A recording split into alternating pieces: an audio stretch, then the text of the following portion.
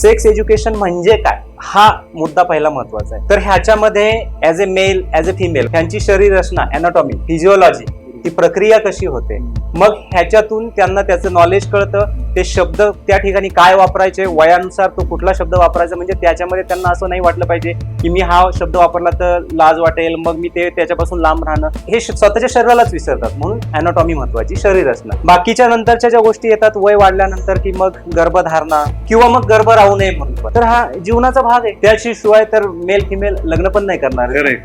आणि मग त्याच्याबरोबर राहिला प्रश्न एसटीडी, म्हणजे जर का आता ऑप्शन नाहीये काही आणि मग बाहेर जाऊन कुठं तुम्ही संबंध ठेवणार आहात, तर मग त्या ठिकाणी तुम्ही काय करायला पाहिजे, प्रोटेक्शन वापरायला पाहिजे किंवा मग अजून काही गोष्टी काय काळजी घ्यायला पाहिजे. नाही घेतल्या तर त्याचा परिणाम तुमच्या शरीरावरती होऊ शकतो आणि ते आयुष्यासाठी धोकादायक राहू शकतं. म्हणून सेक्स एज्युकेशन आहे ही काळाची गरज आहे.